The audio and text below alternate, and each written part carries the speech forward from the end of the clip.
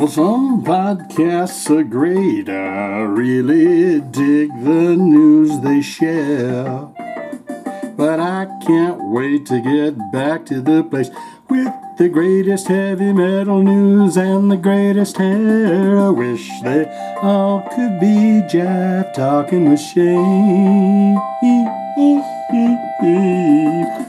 They all could be Jive Talkin with Shane.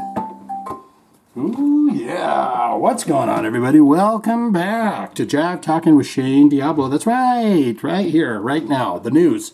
Heavy metal, hard rock, and news. Don't you just love that? Don't you love hard rock and heavy metal news? Oh, drink time.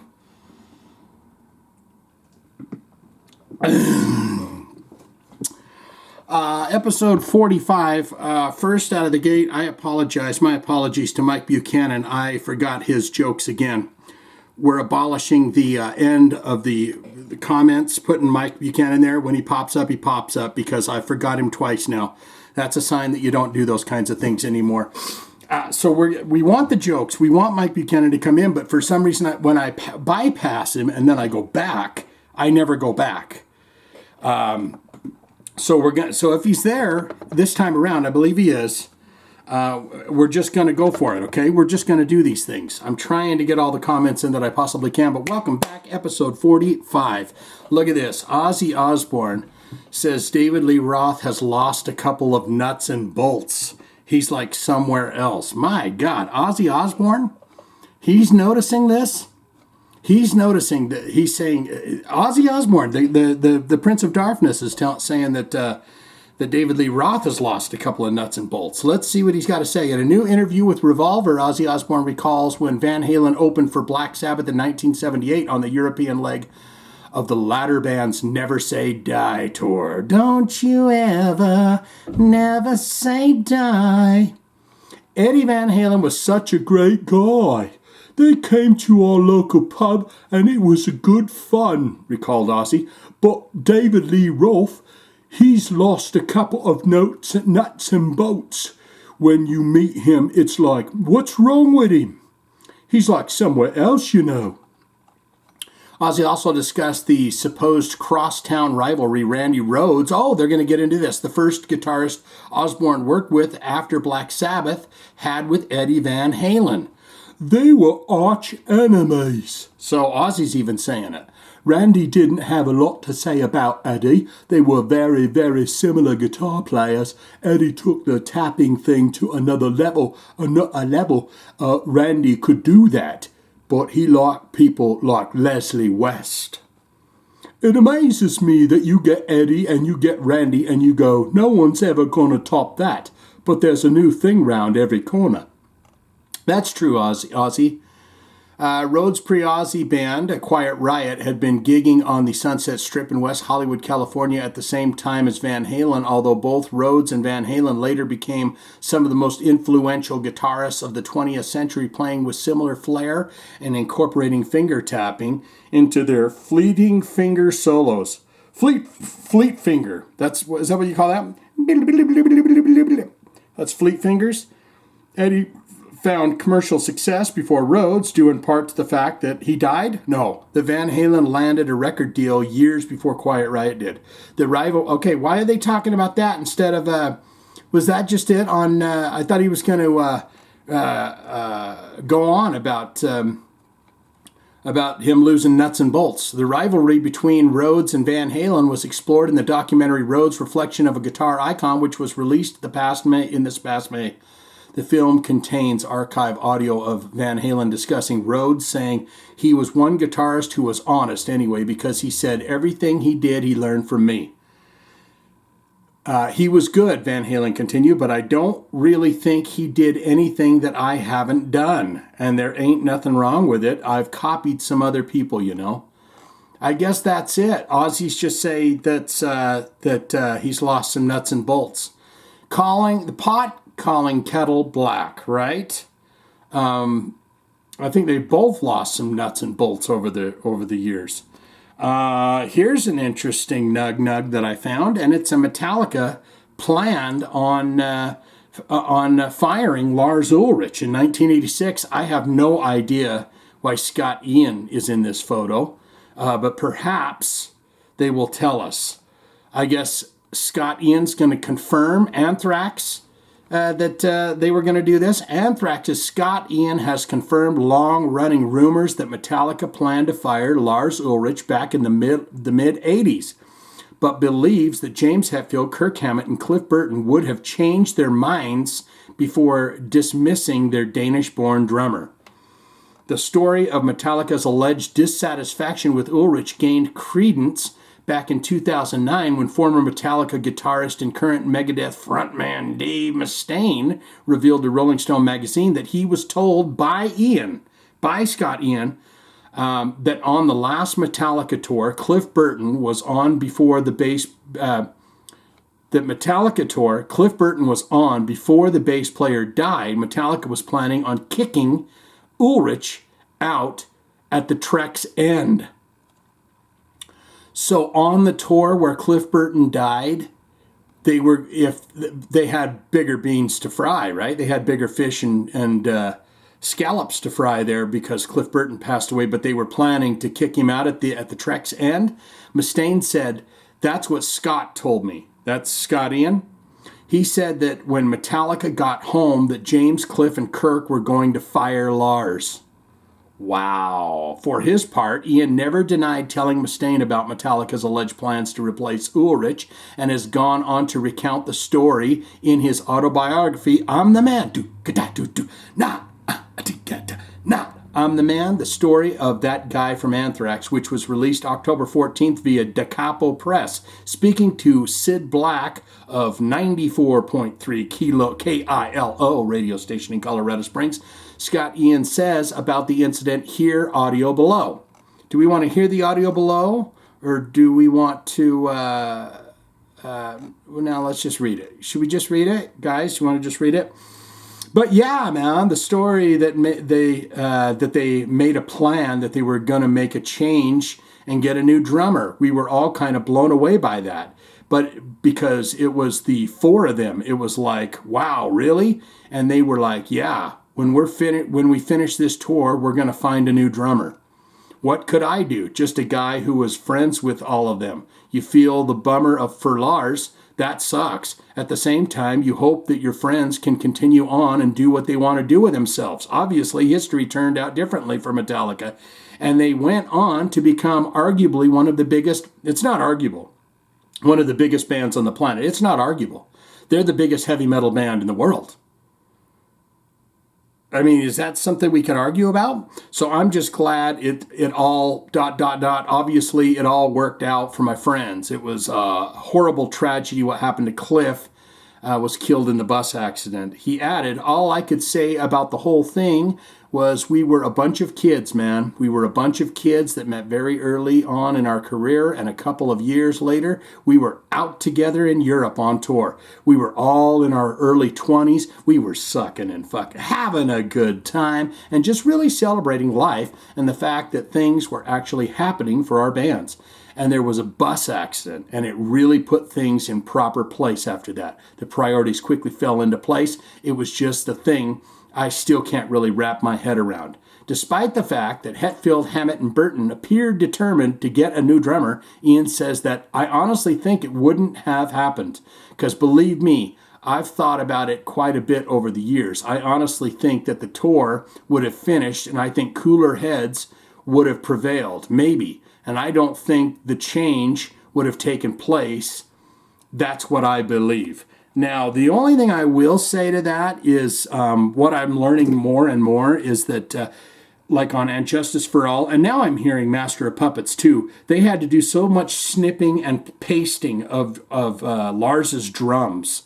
Especially, there's a video you can watch on YouTube of the guy that mixed and produced the record, And Justice for All, where he's talking about the tape itself was just destroyed because they had to do all this snipping and stuff to get the timing of the drums down. So you be the judge of that and tell me what's up with that. Good beard on this guy, right?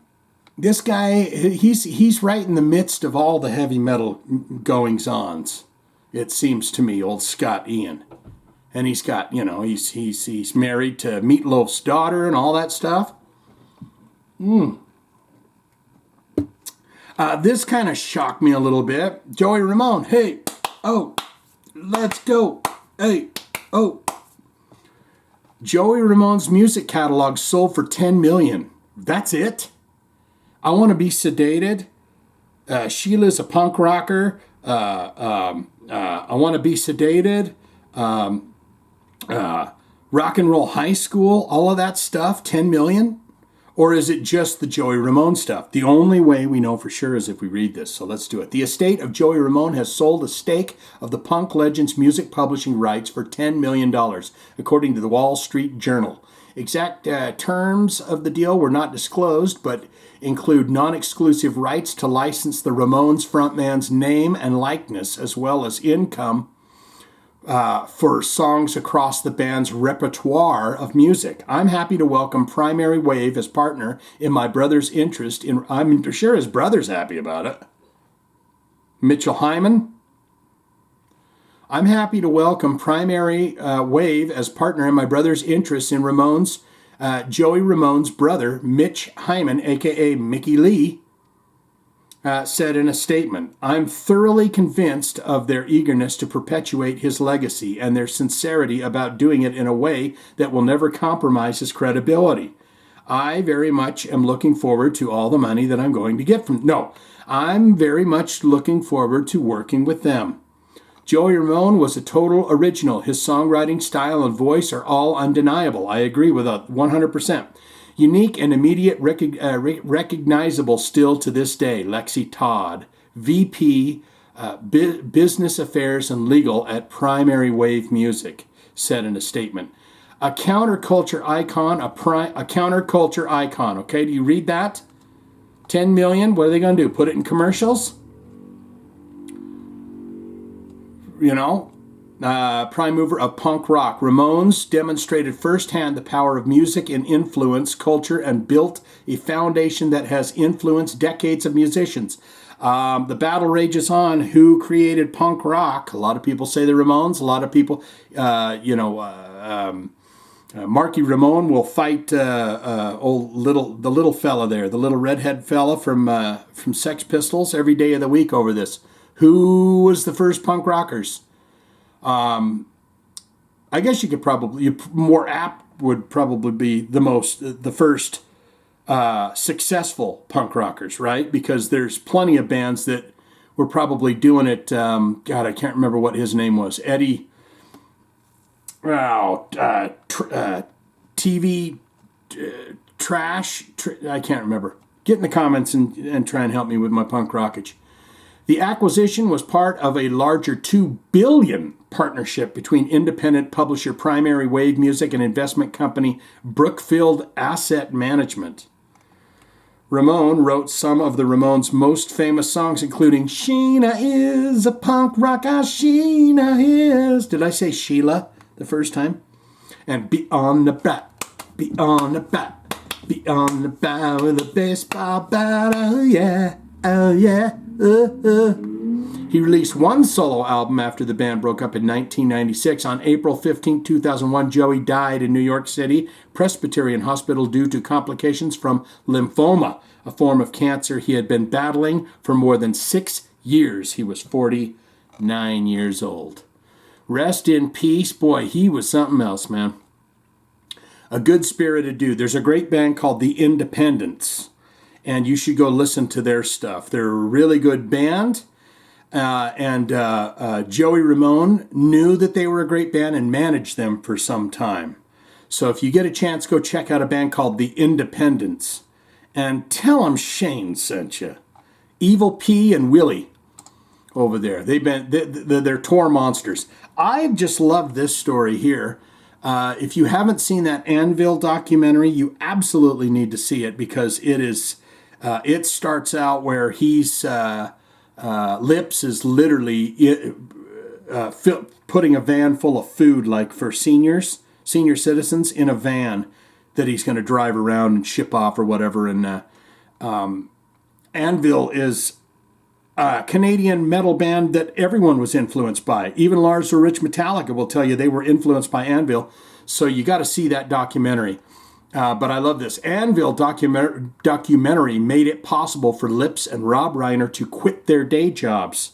We're making a damn great living. That's wonderful to hear. A remastered edition of Anvil's acclaimed documentary, Anvil, The Story of Anvil, received its premiere in conjunction with Beyond Fest on September 22nd in Los Angeles at the Saban Theater, where Anvil also performed, along with appearances from surprise musical guests, including, guess who? Do you remember this little fella here? I told you he's got his fingers and pickles in every pie in town. Well, he's right here. Anvil also performed along appearances from surprise musical guests, Anthrax's Scott Ian. This was followed by a question and answer session with Anvil's frontman Steve Lips Kudlow and drummer Rob Reiner, who was, some would argue, fast as a shark, had some double bass in it from Accept, but this dude was like a shredder on the drums, Kill 'Em All and all that. The Metallica, the West Coast fellers were going, that goddamn Anvil drummer is good, man. Produced Rebecca Yeldham and director Sasha Gervasi. Moderated by Steve-O. Oh, he's the guy that would stick like firecrackers in his ass and stuff on Jackass. After a long day of work, my goodness, a nice cold beer, right? Oh boy, we got the junk in the trunk here. In a recent interview with SiriusXM's Trunk Nation with Eddie, junk in the trunk. Reiner and Kudlow were asked about the fact that the film was a massive critical success. It failed to put Anvil in front of a significantly larger audience than had been the case prior to the movie's original release. Well, that was never going to happen, Rob explained. What was achieved was what we wanted. The band is now our shitty day job. We haven't had to work a regular job in 15 years. That's great. So we're making a damn great living from the band only. That's success to us. Amen. Lips added, yes. Oh, no. We're not a pop band. When host Eddie Trunk pointed out that neither is Iron Maiden, which is nevertheless able to play arenas and stadiums all over the world, Lips countered, yeah, but Iron Maiden was a pop band because in 1982 they were all over the radio. Is that true? I would say Run to the Hills was on the radio every 10 minutes back in those days. I don't remember hearing Iron Maiden on the radio in 1982, but maybe you have. Put that in the comments below if you have. Rob went on to admit that Anvil is still basically an underground metal band with limited commercial appeal. There was a disconnect with the people who saw the film, he said. There are movie people who are movie people, and there are movie people who are music people. And that's what we experienced. So it wasn't across the board. People stopped at the movie. In the movie, I say to Lips, I say to him, man, I need this band to rise. The band has risen. Compared to the movie, Rob noted, we can get more popular, sure. Added Lips, we're not a radio-oriented band. Never have been. Have you ever heard their song, Bitch in a Box? Bitch. He's talking about a GPS. And it's telling me where to go, bitch, in a box. So they're not going to play that on the radio. Never aspired to be. We're not a radio-oriented band, never have been, never aspired to be. That's not what this was about. It was about metal. Metal on metal is what I crave. Metal is an underground thing, and the more above ground, the less is more. You don't really want to get above ground. Then you end up not liked. Continued, Rob, Motorhead is a great template for us, so whatever you want to look at, whatever Lemmy did, that was great. Yeah, you never heard no Motorhead on the radio other than maybe Ace of Spades. But that's not going to be in drive time, right? Unless you're listening to a radio station like Z-Rock back in the day, you're not going to hear that. You're going to hear the hippest of the hip. Twisted Sister, Motley Crue, Rat. All of that was on the radio all the time. But I don't remember hearing Iron Maiden and Motorhead. Judas Priest was on the radio. United and all that. Lip said, what we were saying is we're not a commercial success. They didn't sell millions and... what we're saying is they're not a commercial success. They didn't sell millions and millions of copies of their records. Anything that's real metal won't really do that, in my opinion. Does Eddie chime in again? Okay, thanks, you guys. Good job. I guess that's it for that. Go check out that documentary. It is fantastic to watch, and you feel for these guys. And they're holding up pretty well there. They look like they're holding up pretty good. Boom, racka-toomba ting, boom, racka-boom-ba-doom ting. We got two stories about products that you can purchase now. Korn's Jonathan Davis launches pet brand Freak on a Leash. And you knew that was coming, right? That is clever. Korn frontman Jonathan Davis has announced the launch of his new pet brand, Freak on a Leash. According to the singer, these premium products are created for all, paying homage to the horror and rock music we love. This first collection, This first collection, designed exclusively by me,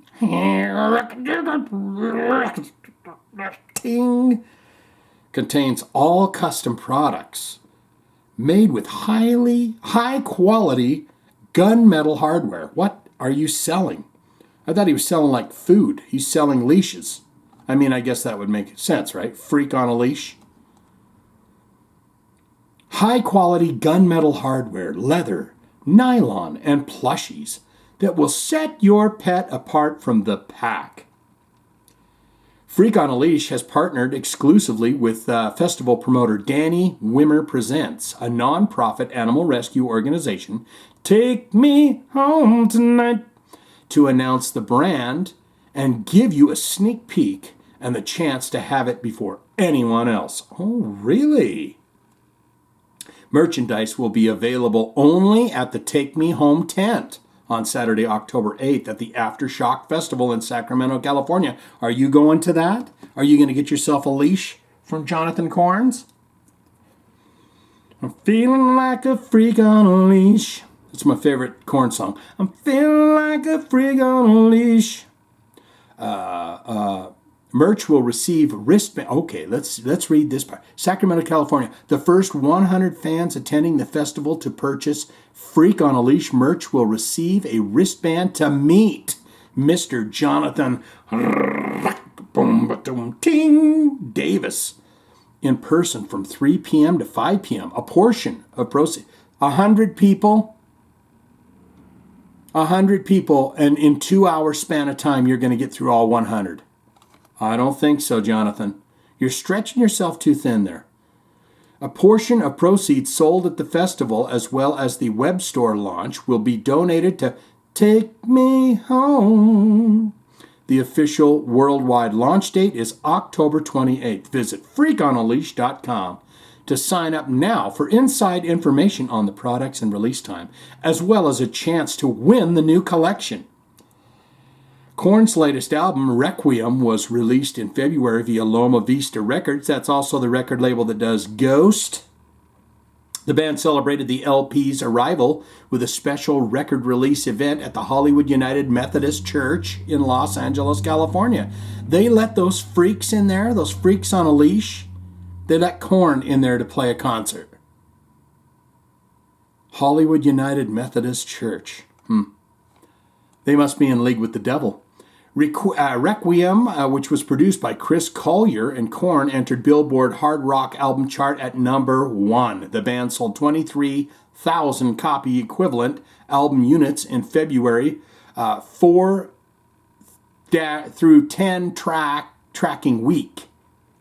I don't know what that means. According to Billboard, of the some 20,000 units were from album sales. Requiem also landed at number 2 on the top rock album and top alternative album charts on the all-format Billboard 200. It arrived at number 14. I think the way they do the streams, too, is like if you listen to a record all the way through, they consider that a sale. Is that the way they do that? I don't know. Get in the comments and tell me. They're going to say something about Fieldy down here. Korn bassist Reginald Fieldy Arvizu announced in June 2021 that he would sit out of the band's touring activities in order to heal after falling back on some of his bad stuff, bad habits. What you got to do is get old John Davidson over here to put Fieldy on a freak on a leash and say, I'm not letting you out of my sight. And then finally here, folks, before we get into your comments, Ozzy Osbourne, he's got some stuff he's going to sell you too. You know what I thought was weird? They used the same dang picture of Ozzy. Look at that. He lost his couple of nuts and bolts, this guy. And then there's his lipsticks. You know, you got that little bat that's carved in there. But, you know, once you start slathering that all over your lips, that's going to smear away once you get down there. I guess that's not the most important part. Mr. Ozzy, Prince of Darkness Osbourne, launched a makeup collection. Rock and Roll Beauty has announced the release of its Ozzy Osbourne limited edition beauty collection. Through a unique collaboration with Ozzy, the licensing agent Global Merchandising, that means it's global. That means it'll go everywhere. You'll be able to buy his lipsticks in Pyongyang. And the design team at Rock and Roll Beauty comes an exclusive collection celebrating the spirit of Ozzy's distinct look and style. The 21-piece collection exudes a rock and roll vibe and commemorates Ozzy with products and shadows named after his signature songs. Iron Man, you can get Zombie Stomp, Crazy Train, featured in 14 pan eye shadow palettes. Oh, that's to die for. The collection also features candles to conjure the spirit of rock gods. Ozzy-style body tattoos, dark metal lipstick, cosmetic bags, and a gothic mirror for snorting cocaine. Oh, no. And a gothic mirror, period. These highly pigmented products are designed to give you a bold, precise look, inspired by the Prince of Darkness himself. It is available exclusively in select Ultra Beauty stores nationwide. I wish we could click on the ultra.com here so we could see those stores. Because if it's not at a Target or something, I can't, I buy all my eyeshadows and lipsticks and stuff from Target. So, when I need some more rouge, a little more skin base, and, some stuff, I go to Target. I'm sorry. So I might be out on that. Ozzy joins Def Leppard and Jimi Hendrix in Rock and Roll Beauty's collection. A pioneering heavy metal icon, Grammy Award winner, and Rock and Roll Hall of Famer inductee, Ozzy has sold over 100 million records, is a founder of Ozfest. He better be a founder of it. He is a founder, which means the Queen, Miss Sharon Osbourne, is the founder. He's a co-founder. And just released his 13th solo album, Patient Number 9. Rock and Roll Beauty marries nostalgia with the artistry of today's finest beauty products and accessories. The company's talented designer creator limited edition collections, working with your favorite blasts from the past. Each collection is skillfully curated to encompass the uniqueness of each reminiscent of and combine it with the latest in cruelty-free cosmetics. No whale blubber in this. No whale blubber and seal semen needed. Need apply. From the company's unique one-of-a-kind collectible palettes to the gothic bullet lipstick and skull brush set, Rock and Roll Beauty will rock your world. So if you go out and you get yourself some Ozzy Osbourne makeup, lather some on, snap a photo, and send it to me. Okay, it's time. It's time for your comments. And there's Mike Buchanan right at the top. And he's going to lambaste me. I'm going to read, well, I'm going to just go straight down here, but I deserve a good lambasting.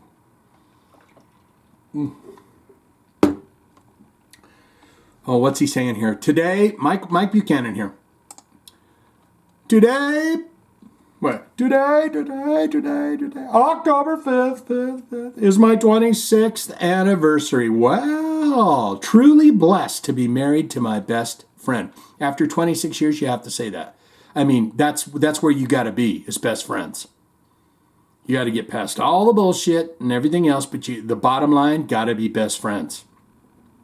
With that being said, I give you Jive Talkin with Shane D. wedding jokes. All right, we're getting into them right away. How hard is it to lose your wife? Damn near impossible. Believe me, I've tried. Ask my wife which one of her children will never grow up and move away. Her answer, my husband. Amen to that. Because you're best friends, though, you know. She don't want you to move away. I never knew what real happiness was until I got married. But by then, it was too late. Oh. My wife says I have two faults. One, I don't listen. Two, something else, I can't remember the second one. That's great. Two nuclear technicians got married. She was radiant and he was glowing. My wife and I were happy for 20 years. Then we met. Oh, I haven't spoken to my wife in 18 months. I've learned never to interrupt her. Oh, what's the difference between a new husband and a new dog? After a year, the dog is still excited to see you. Amen to that. And happy anniversary. Happy anniversary to you, Mr. Buchanan, and your lovely wife, your better half, dare I say. Now we're getting into Mike Buchanan, Part 2, Electric Boogaloo here. Well, you know what happens when you fail to read my previous comments. You get the comment on this video. Won't make any sense, but here we are. Seems that Dave has been reminiscent about the past a lot lately. Wonder why? Yeah. You know, he's trying to inject some stuff. We know what happens when you start lipping off a little bit. All the websites pick it up, and then here we are sitting and talking about it, right? And I would agree that Dio, after the third album, went a little downhill. Never thought of Dio as being a solo act. I didn't either. I never thought, I knew his name was Ronnie James Dio. I knew he was in a band Dio, but I never looked at that as, oh, it's Ronnie James Dio. I thought of Dio. And I agree. Lock Up the Wolves, I saw them with, I want to say it was Love Hate and somebody else. And it was good, but I Dream Evil, Sacred Heart, Last in Line, Holy Diver, that's the albums for me. Rock and Roll Hall of Fame is all about politics. Not sure how they base when a band makes it into the hall as to who in the band gets in. R.I.P. Gord Piledriver were a good short-lived band. Later on was brought back as the Exalted Piledriver. Yeah, I remember that. What was the deal with that? Why? Get in the comments and explain to me why they added the Exalted and they just didn't go for it. Was there another Piledriver out there? And now we've got some more jokes. And now your Jive Talkin' Jokes of the Week. Shout out to the people wondering what the opposite of in is. Oh, boy. Oh, my goodness. Why did Batman cross the road? Find out next week. Same bat time, same bat channel. Did anyone ever watch the old reruns of Adam West? I used to love those. Go to my grandma's house and watch all sorts of shit I shouldn't have watched. Because they had cable. And my grandpa would instantly leave town. we would walk through my grandma's front door, and if we looked down to the floor and saw a box that had some shoes, some fishing tackle, and some canned foods in it, we knew we were going to be fucking going ape shit all weekend, because he was out the door. And he'd say hello to us, and then he was gone all weekend. So I'd go in there and I'd watch their Skinamax channel, MTV, and all of it. And I would watch the old Batmans and cartoons and wrestling. And I saw Barbarella when I was like 12 years old, and I was like, my God. The internet connection. Okay, we're still on Mike Buchanan's last joke here. The internet connection at my farm was really sketchy, so I moved the modem to the barn. Now I have real stable Wi-Fi. Oh, you son of a... Okay, there we go. So there's Mike Buchanan. That was a double banger. Ryan Wade coming in. Don't be surprised if within a year or two you see the debut album from the new band Maynard's Blouse. Oh, I would go to the record shop and I would wait overnight for Maynard's Blouse. That would be a great album. Zayas Baltar coming in here. My goodness, what have you got here? You've got a list of things. Falling in Reverse. Didn't even know they were still around. In the old days, a band's gear would be lost and they'd do an acoustic show. Fred Durst, it kind of humanizes him to know he is a big fan of other musicians. Deftones Maynard, I like that he's doing that. He's kind of he's got those little tags there. Yeah, Deftones not wanting Maynard to be on the song. Maynard is like Bob Hope in the 70s. He would just show up and announce on the Tonight Show, and Johnny. He would just show up unannounced on the Tonight Show, and Johnny had to bump the other guests. I vaguely remember that. When Maynard walks in, people toe the line, I think. Slipknot might be the last album.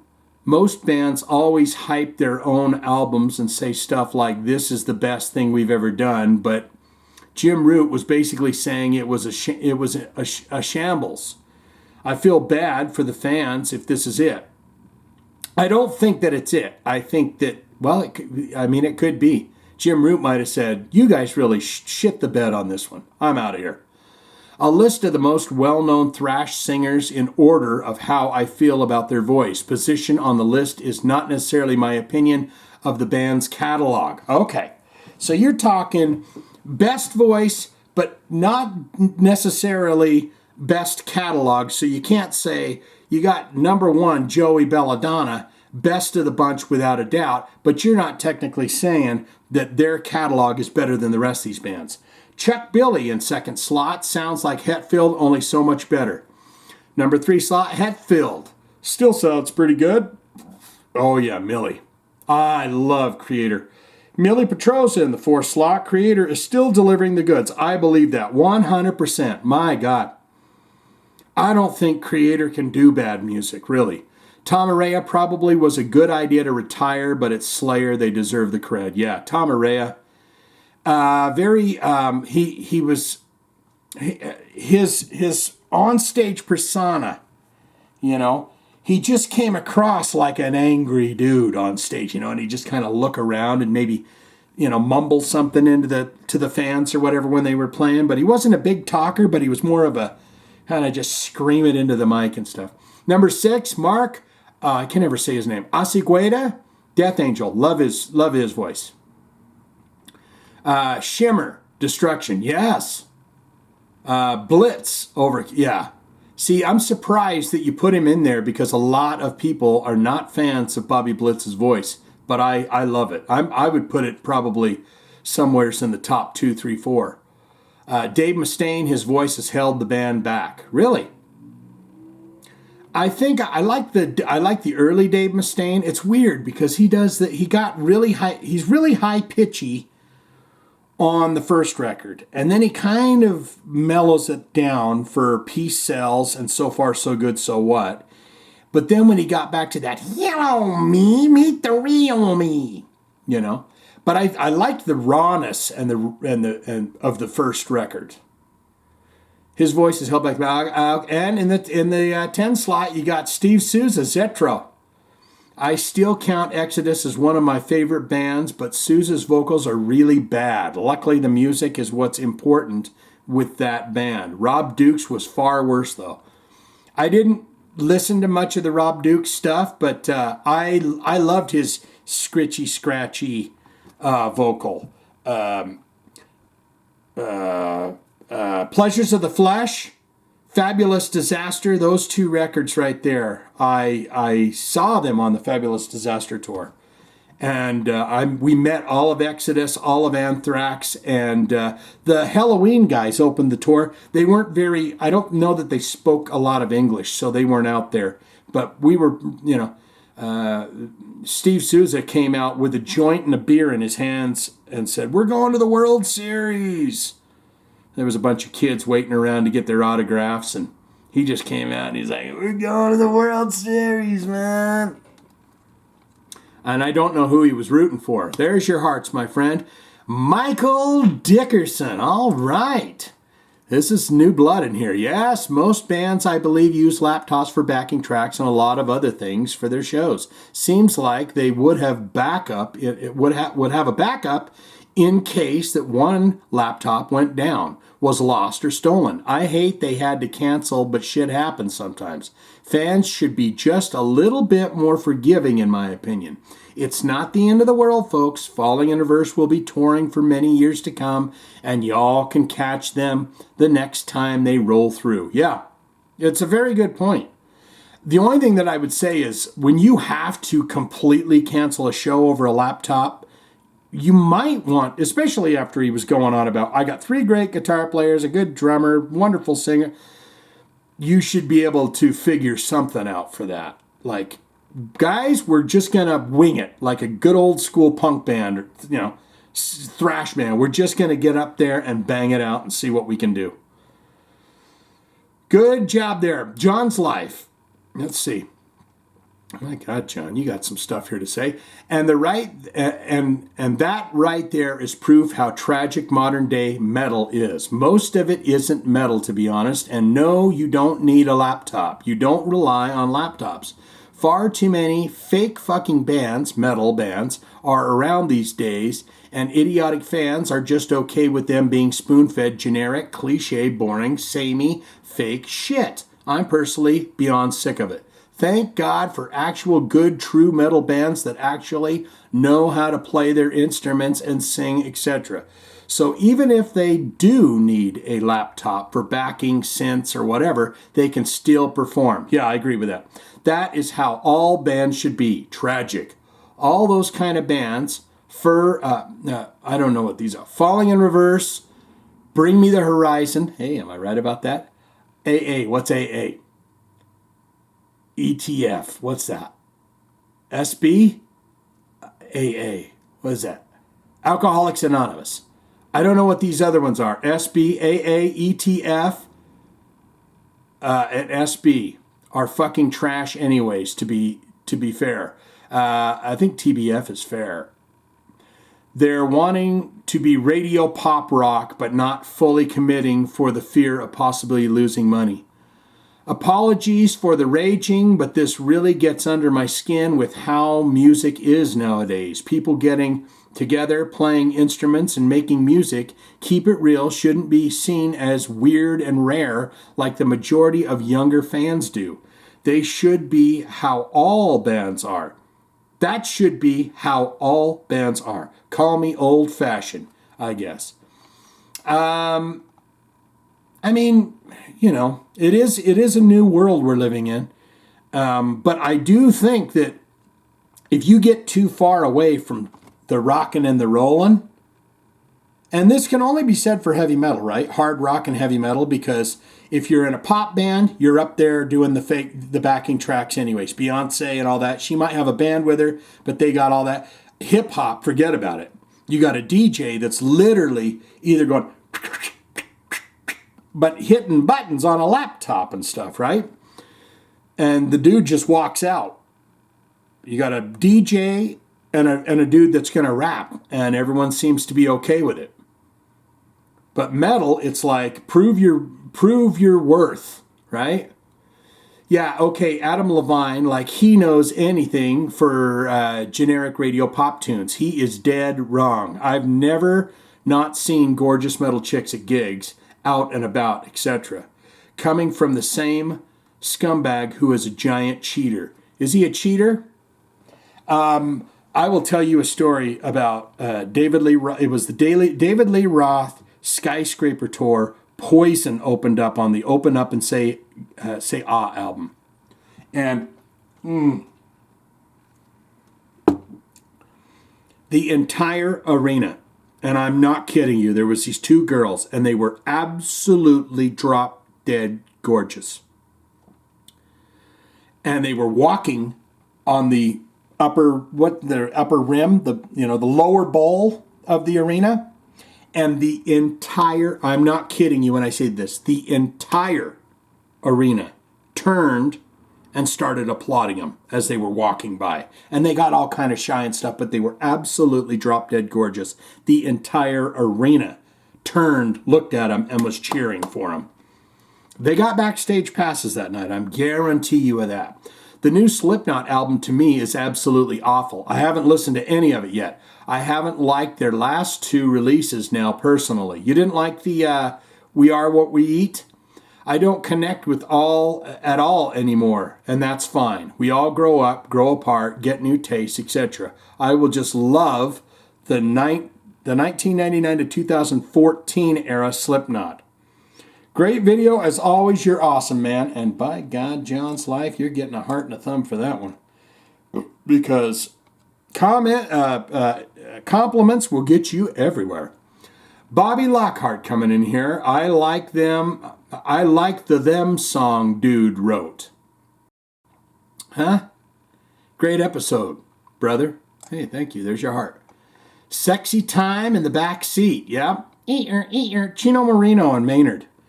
Take off my blouse and pinch my nipples, Chino. There you go. Miss Althea coming in here. The Dumbstruck Fool says, horns up to Tom for the groovy theme song. Yes, that was pretty good. Keep them coming if you know. Upload them and then put them here in the comments and we'll check them out. As a human being in 2022, you need your laptop or your phone or your tablet or your smartwatch or your evil scientist alien overlord who controls every single thing on God's green earth with technology. You seemingly can't do anything without it these days. I don't know much about Falling in Reverse, and I know even less about the music business, but they couldn't at least have done an acoustic set. But couldn't they have at least done an acoustic set or something? That's what I'm talking about. And just imagine if Aftershock, or is that what they had? No, that wasn't the show they canceled, but they were on a festival. So, they were getting paid some money. I would say, let's phone it in. Let's literally get up there and do some kind of because he had the great guitar players, right? He says, I got 3 great guitar players. Get up there and do an acoustic set. He's got the moves like jack off. What planet does Adam Levine live on? And what is his definition of hot? Better yet, what is his definition of metal? Well, I am going to sit here and say, no, hot guys listen to Maroon 5. I don't think any sing for them either. Yeah, I went there. So you don't think Adam Levine's an attractive man? Oh yeah, boom, boom. Oasis. Their music always makes me feel so out of sorts. I think the only song I can deal with unscathed is Wonderwall. You're my Wonderwall. Yeah, that's a great tune. I said maybe I don't really want to know. They got a couple. What's the story? Morning Glory, all that. I am still just trying to wrap my head around Fred Durst fanboying out over them. Mike B's jokes, ? I feel incomplete following this episode. I know.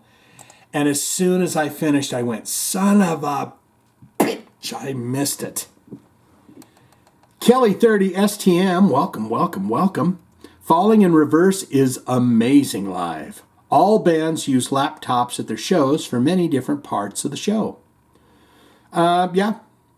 I mean, technology's there. Look, Ghost. I got a video I'm thinking about doing where I can clearly show you that Ghost are up there playing a song and using backing tracks. Everyone uses a little bit of accompaniment to fill things up a little bit.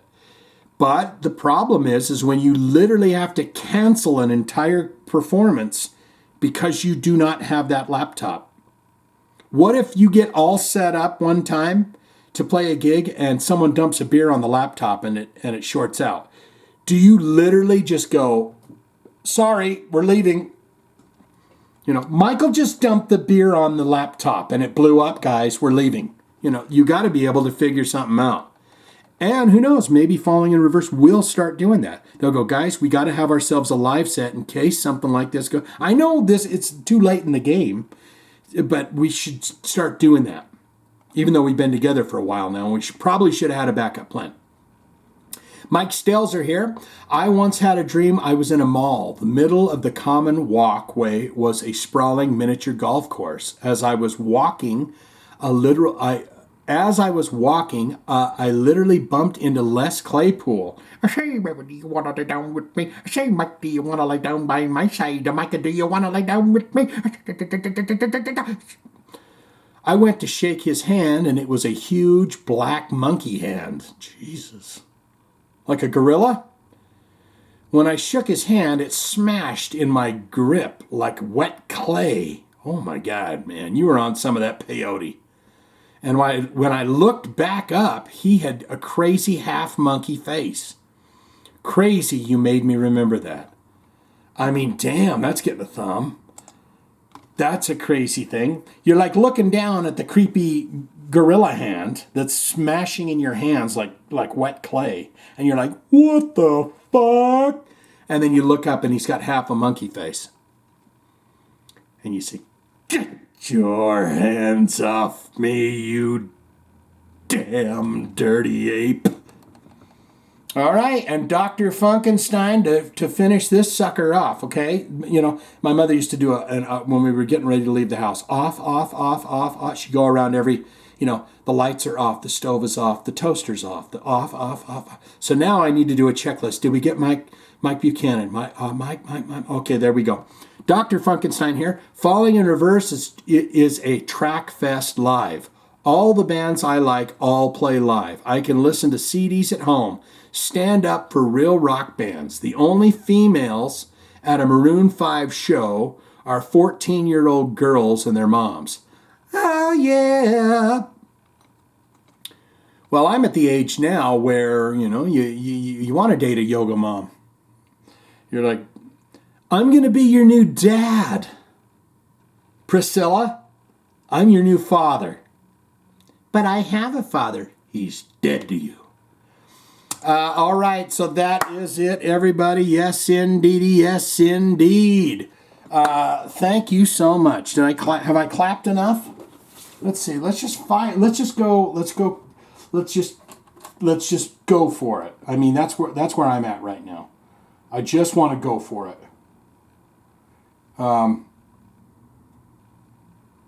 I just need to rock, okay? I just need to... No. We're going to try that one.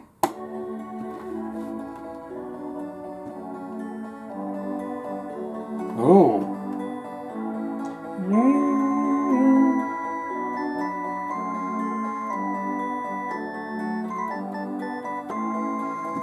Jive Talkin with Shane Diablo, take your blouse off, Manny. Jive Talkin with some heavy metal news, take your blouse off, Chino Magoo. Take your blouse off. Take your blouse off, Chino. Take your blouse off, Main and Mound.